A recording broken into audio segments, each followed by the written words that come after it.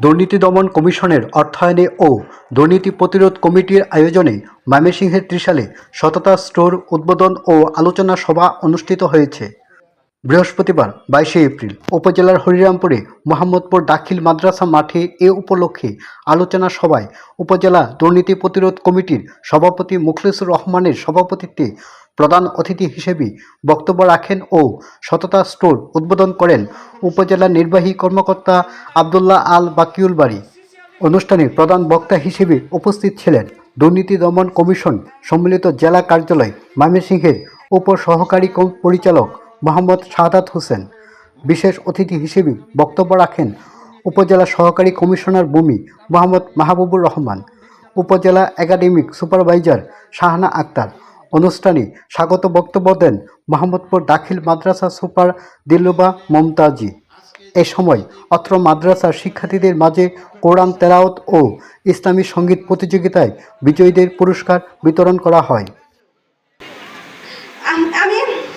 দাখিল মাদ্রাসায় আজকে আয়োজিত দুর্নীতি দমন কমিশনের অন্যতম একটি পাইলট প্রজেক্ট সততা স্টোর উদ্বোধনী অনুষ্ঠানের সম্মানিত প্রধান অতিথি অত্র উপজেলার সম্মানিত উপজেলা নির্বাহী কর্মকর্তা কাজী নজরুল ইসলামের স্মৃতি ধন্য ত্রিশাল। এই কারণে আমি সবসময় একটা কথা বলি এই সকল অনুষ্ঠানে গেলে, যে কাজী নজরুল ইসলাম তার মুনাজাত কবিতা বলেছেন যে ক্ষুদ্র করোনা হে প্রভু আমার হৃদয়ের পরিসর, সমট আই যেন পাই শত্রু মিত্র পড়ে। আমি আজকের অনুষ্ঠানের সম্মানিত প্রধান অতিথি, আপনার প্রতি আমি দৃষ্টি আকর্ষণ করে বলতে চাই, আপনি উপজেলার এখন সর্বময় কর্মকর্তা। এই প্রতিষ্ঠানের এডিবি তহবিল থেকে মিনিমাম 10 লক্ষ টাকা একটি তহবিল দিলে একটি সদস্যের জন্য নির্ধারিত একটি কক্ষ তৈরি করতে পারবে, এই দাবিটি আপনার কাছে পেশ করলাম। পাশাপাশি এই প্রতিষ্ঠানের অধিক ছাত্র, এই ছাত্রগুলো তাদের অ্যাকোমোডেশন পাচ্ছে না, মানে তারা লেখাপড়ার জন্য আরো রুমের দরকার। আর সেই জন্য একটি 4তলা বিল্ডিং এর জন্য স্যার আপনি একটি প্রস্তাবনা করবেন, এটি আপনার কাছে প্রত্যাশা করি। তারা যদি সময় মতো মাদ্রাসায় বা স্কুলে না আসেন, সেটাও দুর্নীতির অন্তর্ভুক্ত।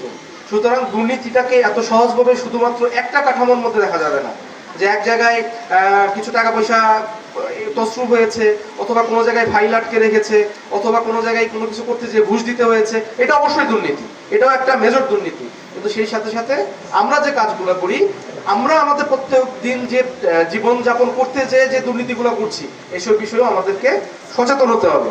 আমরা যদি শুরু থেকে, আমাদের জীবনের শুরু থেকে যদি আমরা এই বিষয়গুলো খেয়াল রাখতে পারি, এই জিনিসগুলো নিয়ে যদি আমরা একটু ভাবি, একটু চিন্তা করি যে আমার যে দায়িত্ব, আমার যে কর্তব্য, এই দেশের প্রতি আমাদের সকলের দায়িত্ব কর্তব্য আছে না?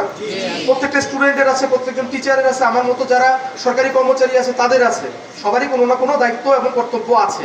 আমরা যদি সেটা পালন না করি, সেটাও একটা দুর্নীতি। সুতরাং আমাদের দেশটাকে যদি আমরা সুন্দরভাবে গড়তে চাই, আমরা যদি একটি দুর্নীতিমুক্ত দেশ আমাদের পরবর্তী প্রজন্মকে উপহার দিতে চাই, তাহলে আমাদের সকলকে সম্মিলিতভাবে এই শপথটাই গ্রহণ করতে হবে যে আমরা আমাদের দায়িত্বটা ঠিকঠাকভাবে পালন করব। আমি আমার অবস্থান থেকে আমার নীতিকে ঠিক রাখবো, আমি কোনো দুর্নীতি করব না। আমাদের মধ্যে একটা প্রবণতা দেখা যায়, আমরা সাধারণত অন্যের দোষটা আগে দেখি, যে অমুক এটা করেছে, তমুক এটা করেছে, কিন্তু আমি কি দোষ করছি বা আমার কি ভুল আছে, এটা আমাদের চোখে সহজে পড়ে না। সবচেয়ে বড় সমালোচনা হচ্ছে আত্মসমালোচনা। আমাদেরকে আমাদের আত্মসমালোচনা করতে হবে। তারপর পরিষ্কার